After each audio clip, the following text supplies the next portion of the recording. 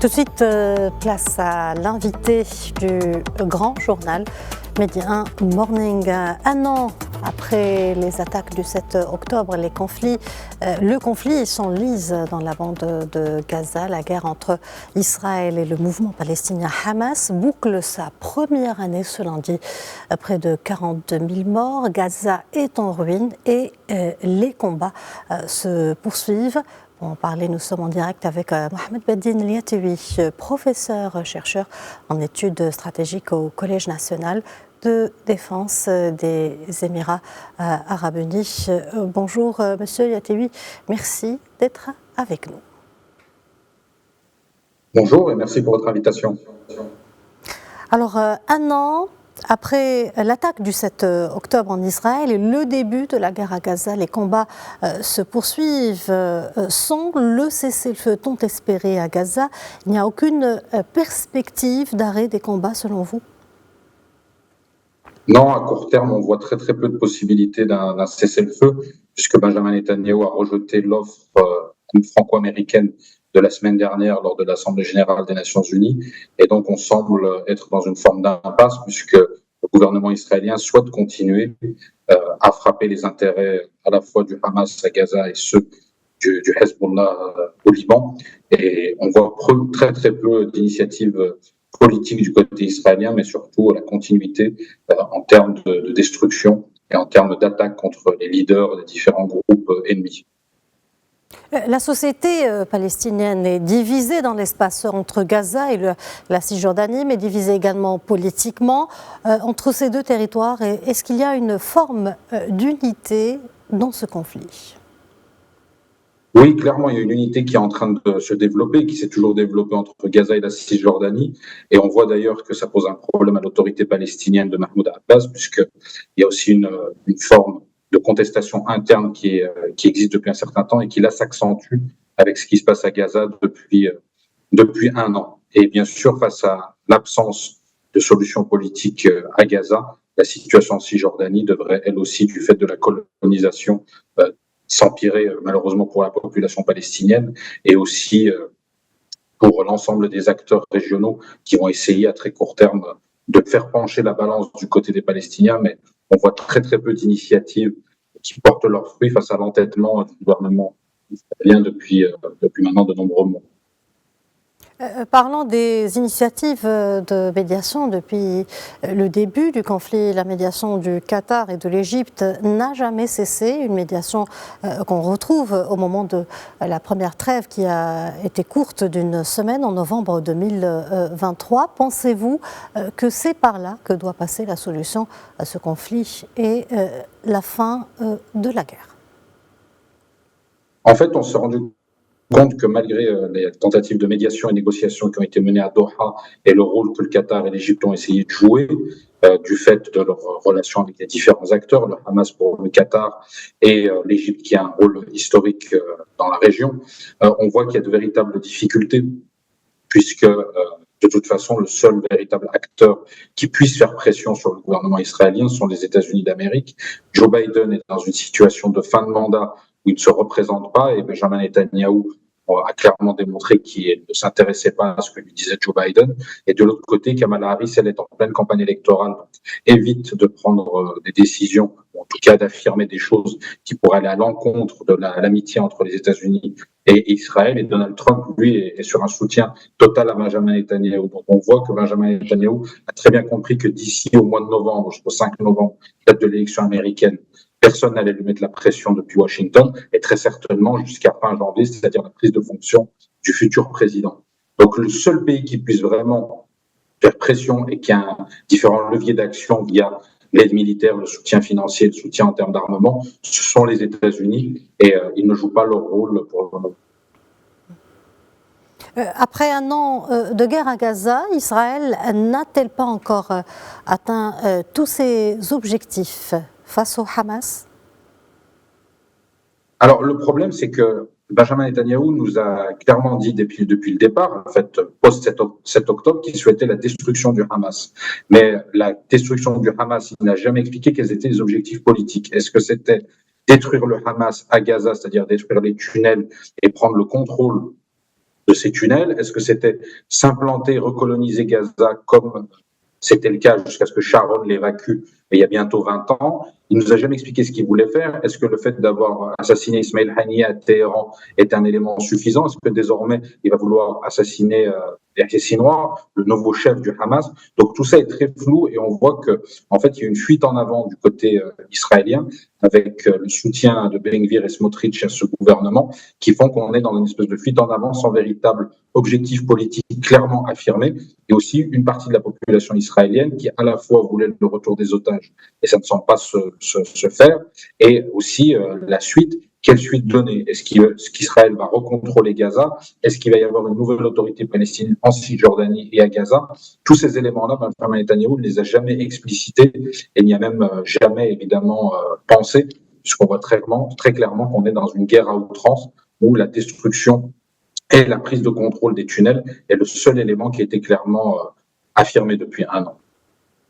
Certains experts estiment que la détermination du Premier ministre israélien Benjamin Netanyahou est motivée par des considérations politiques personnelles, puisqu'il risque de voir les éléments les plus radicaux de sa coalition l'abandonner s'il modère son approche. Qu'en pensez-vous ?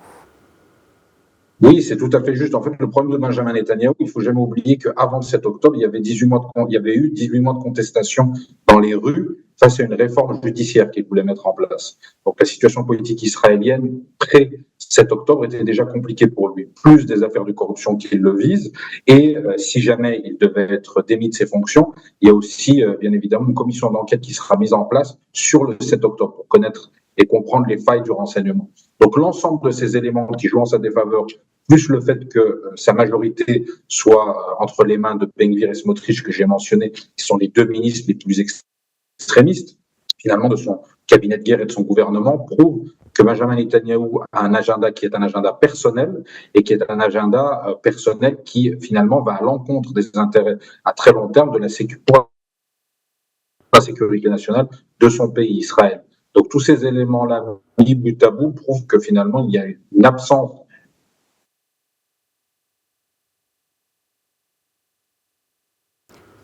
d'initiative et de stratégie politique vers Israël. Monsieur Yataoui, en ce jour d'anniversaire, Israël est en état d'alerte et prépare toujours sa riposte contre l'Iran. L'armée israélienne agit sur de multiples fronts. Peut-on dire que cela marque un changement de taille dans le conflit à Gaza? Oui, bien évidemment, le fait qu'on se penche en plus en détail sur la stratégie israélienne dans la région prouve qu'il y a une volonté à la fois de maintenir la pression sur Gaza et ses habitants, la situation humanitaire est catastrophique, mais aussi maintenant de s'attaquer à tous les ennemis d'Israël en même temps, c'est-à-dire le Hezbollah au Liban, les Houthis au Yémen qui ont été visés par les Israéliens, et puis très certainement aussi des différents groupes qui sont présents en Syrie et en Irak. Donc tous ces éléments-là prouvent que petit à petit, on va vers une guerre régionale et que le gouvernement israélien souhaite aller au bout de sa démarche, c'est-à-dire détruire ses ennemis sans vraiment penser à la suite politique et avec le risque, comme on l'a vu la semaine dernière, d'attaques iraniennes et aussi de représailles israéliennes derrière. Donc en fait, rentrer dans un espèce de cycle où on aurait un échange d'attaques ici ou là entre Israël et des acteurs non étatiques, ou plus grave, entre Israël et un État comme l'Iran, ce qui pourrait mener à vraiment une guerre d'une autre intensité et aussi peut-être des conséquences assez dommageables pour l'ensemble des pays de la région qui, eux, ne sont pas part au conflit. Je pense notamment à la Jordanie ou à la Syrie qui pourraient être visées par différentes attaques et avoir des retombées indirectes. Parlons du conflit avec le Hezbollah. Comment évaluez-vous le conflit entre Israël et le Hezbollah? Alors, on voit que le conflit avec le Hezbollah a commencé avec cette attaque contre Hassan Nasrallah qui a été tué la semaine dernière. Et on voit là aussi que les objectifs politiques sont peu clairement définis, puisque maintenant on a une incursion israélienne au sud-Liban qu'Israël a occupé jusqu'en 2000. Et bien évidemment, dans l'état-major israélien et dans la classe politique israélienne, il y a toujours cette image de 2006 où le Hezbollah avait tenu tête à l'armée israélienne qui refait surface.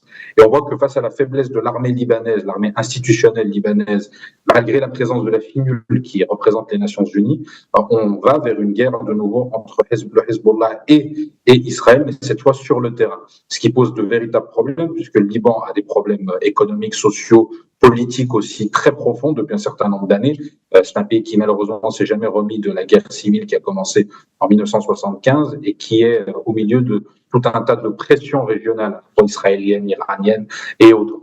Et on voit que la situation pourrait également s'intensifier au Liban et reste à savoir combien de temps l'armée israélienne va rester sur le territoire libanais et combien de temps aussi elle va pouvoir supporter des pertes humaines. Il faut se souvenir qu'en 2006, elle avait perdu plus de 200 soldats, donc il va falloir voir comment Benjamin Netanyahu va se sortir aussi de la situation au Liban et que là aussi Joe Biden, tout comme Emmanuel Macron, ont tenté un cessez-le-feu qui a échoué la semaine dernière. Que dire du comportement des pays occidentaux et de la communauté internationale face à ce conflit ? Alors, la communauté internationale est largement vent debout contre ce conflit, que ce soit le conflit au Liban ou le conflit à Gaza, mais les marges de manœuvre restent très limitées, puisque le Conseil de sécurité des Nations Unies, le soutien américain est très favorable aux Israéliens, et c'est un soutien qui est indéfectible. De l'autre côté, on voit que les pays occidentaux ont un problème avec ce qui se passe, puisqu'ils font la promotion de valeurs, notamment des valeurs de droits de l'homme, qui sont mises à mal. Et tout ce qui s'est passé depuis un an, que ce soit au Liban ou bien évidemment à Gaza, prouve finalement qu'il y a des contradictions très fortes. On a vu qu'il y avait des poursuites sur le plan international contre Benjamin Netanyahou et que les pays occidentaux, dans leur grande majorité, refusaient de les appliquer, notamment s'il y avait un mandat d'arrêt contre lui. Donc on voit qu'on est face à des contradictions très très fortes qui font finalement le jeu et le lit des tendances sud globales qui voient une globalisation qui est en train de se fragmenter finalement avec des camps qui sont en train de se reconstituer et qui s'opposent sans trouver véritablement de solution sur le très long terme pour cette région qui souffre beaucoup. Et c'est là qu'on voit que notamment le Maroc a un rôle à jouer en tant que pont et pays qui a toujours fait la promotion des valeurs de négociation et aussi la défense d'un État palestinien dans les frontières de 1967 avec Gaza, la Cisjordanie et Jérusalem-Est. On voit que toutes ces valeurs-là se perdent malheureusement puisque de nombreux pays occidentaux, à quelques exceptions près, je pense à l'Espagne, sont complètement alignés sur ce que fait le gouvernement israélien à Gaza et au Liban depuis maintenant un an. Mohamed Badine Liataoui, je vous remercie pour toutes ces précisions. Merci d'avoir répondu à nos questions. Et je rappelle que vous êtes professeur, chercheur en études stratégiques au Collège national de défense des Émirats arabes unis. Merci et bonne journée.